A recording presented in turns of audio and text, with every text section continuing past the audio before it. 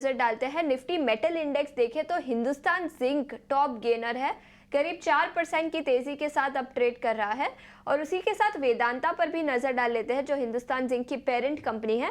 वहां पर भी करीब 1.5% से ज्यादा की तेजी दिखी है।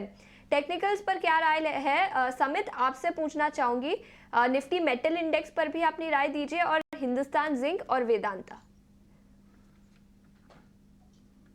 देखिए पहले अगर निफ्टी मेटल इंडेक्स की अगर हम बात करें तो निफ्टी मेटल में एक अच्छा खासा रिकवरी आया है।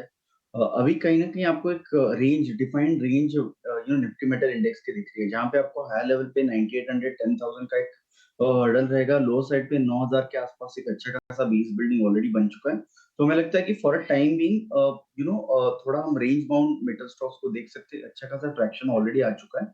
तो यहाँ पे थोड़ा आपको कंसोलिडेशन की पॉसिबिलिटी काफ़ी ज़्यादा है। हालाँकि स्टॉक स्पेसिफिक यहाँ पे रुझान रहेगा।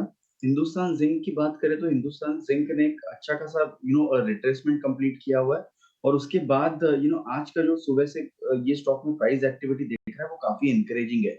तो स्टॉक जैसे ही 700 का लेवल के ऊपर एक दिन क्लोज दे पाता है तो फिर आपको 735 745 तक एक मूव अनफोल्ड होते हुए दिख सकती है।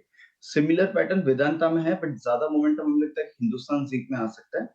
वेदांता की बात करें तो 464 465 का लेवल का ब्रेकआउट आना इसके लिए काफी क्रूशियल है। ठीक है, तो वेदांता पर 465 470 तक के लेवल्स दिखाई दे सकते हैं और हिंदुस्तान जिंक में भी जो मोमेंटम है आज के ट्रेडिंग सेशन में वो कंटिन्यू होता हुआ नजर आ सकता है। इसी के साथ मेटल सेक्टर से ही जिंदाल स्टेनलेस पर नजर डालते हैं।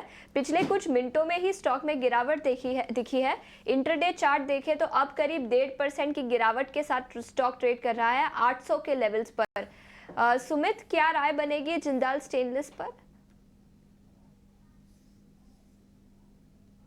यहाँ पे देखिए चार्ट अगर आप देखेंगे तो एक कैंडल फॉर्मेशन हुआ था 31 तो सेम रेंज में ही स्टॉक अभी भी ट्रेड कर रहा है फ्रॉम लास्ट 8 टू 10 सेशंस।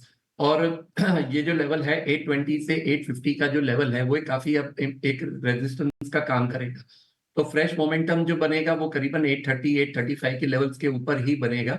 तो यहाँ पे मेरा फिलहाल एक वेट एंड वॉच का सिनेरियो रहेगा। जिनके पास ऑलरेडी होल्डिंग है, आप एक ट्रेलिंग स्टॉप लॉस 760 के स्टॉप लॉस के साथ आप बने रहिए। स्टॉक्स की बातचीत कर लेते हैं। वायदा बाजार के स्टॉक्स की बात कर रहे थे, डेरिवेटिव में ही भेल, जहां पर आज अच्छी तेजी दिख रही है, करीब करीब 3 से 4% के आसपास की तेजी है। समित, बताइए क्या लग रहा है आपको, भेल यहां से और दाम है क्या?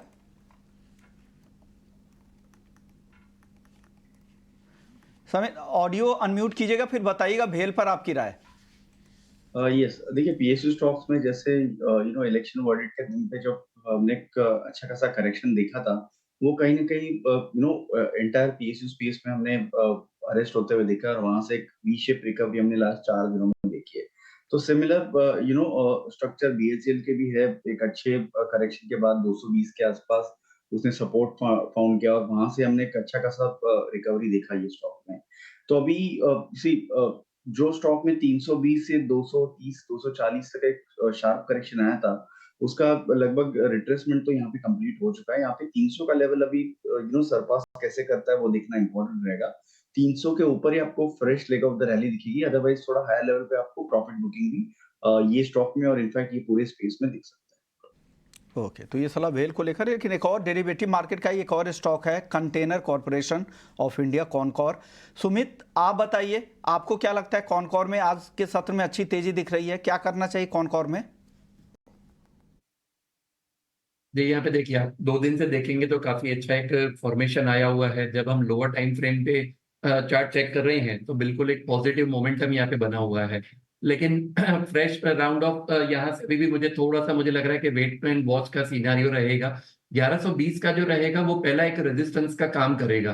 तो अगर स्टॉक 1120 के ऊपर सस्टेन कर रहा है तो फिर एक न्यू लेवल न्यू हाई की तरफ अप्रोच कर सकता है। जिनके पास होल्डिंग है तो यहाँ पे आप बने रहिए with the stop loss of 1010।